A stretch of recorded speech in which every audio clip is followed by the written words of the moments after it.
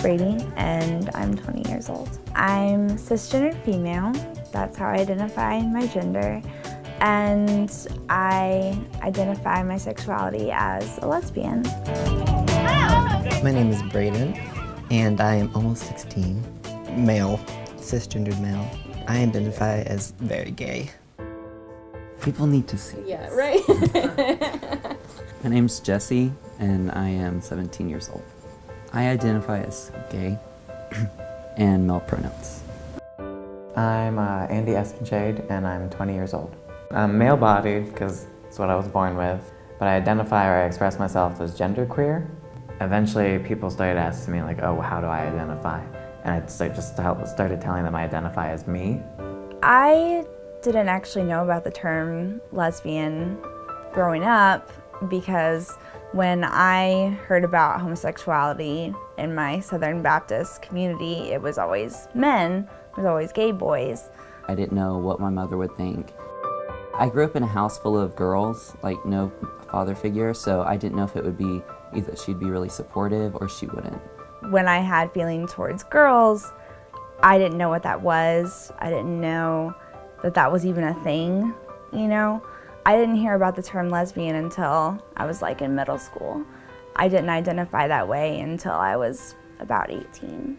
During that time, I would just I think I went online and I just researched to see what other people were thinking because I didn't know about Youth Outright at that time, and that did help me a lot, just to be able to see other people's stories and how they came out and their parents' responses. Especially the age group it works with, or at least that I've seen, is mostly, it seems to be mostly high schoolers. There are some of us that are out of high school. But for the younger crowd, like 13 to 18, it's great for them. It's great to be able to see them have the support that was lacking in my high school. And it's great to be able to reach out, be able to help them with any help that like I would have wanted to have or that I wish I had. I just wish that I could be with a support system of LGBT that identify like me. I checked out Youth Outright, and I ended up making a lot of friends there. Almost all of my friends in my life are LGBT people who go to Youth Outright. I've kind of grown my own chosen family there, my queer family. So that's my support system now that I really didn't have opportunity to make such good friends outside of an organization like this because I wasn't raised in a family where it was, or a situation where it was safe to be out. But now I can be myself however I want to dress or express myself that day, or whoever I'm dating or talking about. I'm safe with the support system that I've made through Youth Outright. Before I came out, I was looking at the stories to where people did come out to their parents, and I was really afraid because some parents would actually kick their kids out of the house, and it terrified me because I I knew that my mom would probably be supportive, but there's always that little thought in your head that's saying, she's not going to be. When I came out, it was very messy. When I first came out, there was a lot of yelling, a lot of anger, and what ended up happening is my parents decided that they had to punish the gay out of me, and so they put me on lockdown, and they took away my phone and my car, and I wasn't allowed to speak to anyone outside of the family. And that meant no more of my friends from Youth Outright, couldn't even speak to my friends from church. No one was safe for fear of them making me more gay, My mom kind of dragged me out. She just took me aside and asked me, "Are you gay?" And I was like, "Yeah, I'm really gay, I think." And she goes, "Okay, well that's cool. We're gonna go to Disney World next month, so I'm glad you're gay." For me personally, it's also, I came in not knowing what I was getting into, and I didn't think I was gonna be staying for a long time. And then just seeing the energy these kids had, that they had this support group and they felt safe coming here and they felt like they could actually be themselves. I came in and I was still skeptical, but once I actually got to know the people, it even opened my eyes a little bit, because I may not relate to, say, like a transgendered person, but I got to know them, so then I did. It was just, inspiring is kind of cliche, but it was inspiring.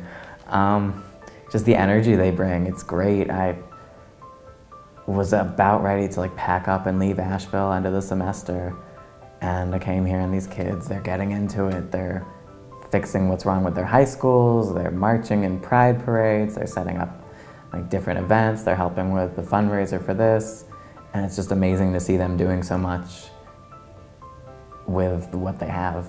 It's one thing for them to take my resources from me because, you know, it was their phone and their car, but I wasn't even allowed to leave. I wasn't allowed to walk out the door with what I had, and no one was allowed to pick me up. So I was on lockdown, which I was 20 years old at the time, and by the time you're 20, it's not grounding. It's kind of being held against your will. I wasn't allowed to go to the bathroom by myself. My parents would follow me to the bathroom. I was locked in a car. I was backed up against the wall, yelling and screaming. They tore all of my pride stuff down from my wall in my room, which that really hurt when they took all of my pride stuff from my room, because that was my safe place, this nest that I had created, that I had decorated with rainbows to make me feel safe, because I could be myself there. I could take off my makeup, put on my Tevas, and be the happy little lesbian that I am in my room. And it really hurt when they took that away from me. And so things were taken from me, and there was a lot of yelling, and my dad punched a hole in the door, which was scary. And I wasn't sure what my family would do. I had never seen my dad this angry, and he's a very powerful man, and I wasn't sure what he would do. So I had to end up leaving my house. And I got to talk to one person, and that was my best friend. I was talking to him on the phone, and I was like, this is it. This is the moment. I have to leave. This is cause to leave. He said, your job right now, since they won't let you do anything, is to plan your escape. And so from that point on, I spent the next week planning every moment.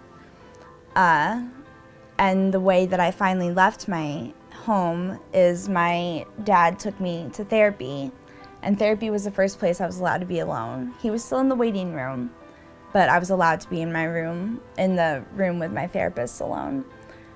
And I was ready. I had 3 or 4 t-shirts on, so where you couldn't see I had multiple clothes on. I had multiple pairs of pants on, multiple socks, and stuffed some clothes in my backpack, and I had my water bottle. And that was all I had to my name, but I had to leave. And we called the police, and we told them my situation, and they were like, you're 20, that's not okay, they can't do that. And the police came and escorted my dad away, and I then was on my own, and I had the clothes that I had packed, and I had a little bit of money that I had, and that began this new process I've had of finding my way. I have found so much support through Youth Outright and the queer community I've made through Youth Outright. The people at Youth Outright, the friends that I've made, the family, they were there. I mean, leaving my parents' house, I was homeless. I had no place to go. I had no car. I had no phone. All I had was the clothes that I had brought, and it was just amazing to see these people who are not related to me, who don't have to do anything for me, just step up and say, we are going to be your family. We are going to do what they should have done for you.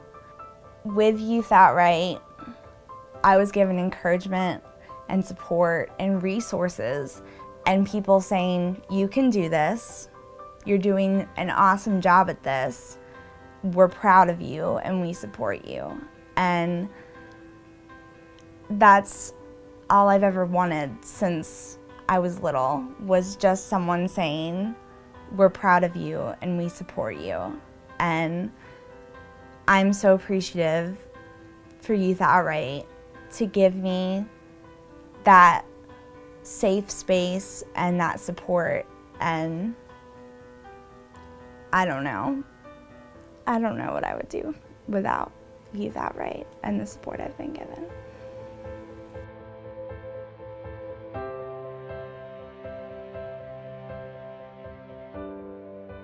I want to meet people. I want to meet more of the queer community.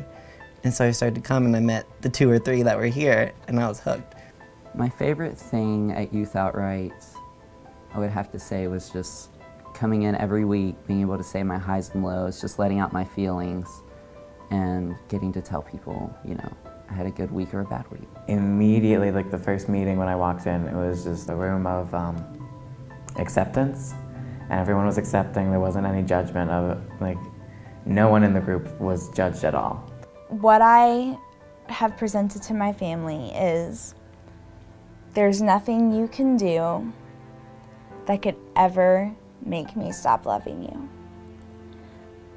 There's nothing you can do. You can be hurtful to me, you can neglect me, but I am choosing to love you, and there's nothing you can do to stop that love. And it's kind of twisted and flipped, but what situation has happened is it's almost like my family is like a child who's kicking and screaming and crying and doesn't want to listen and doesn't want to talk to their parents, and the parent holds them tight anyways, no matter what, and just keeps loving them.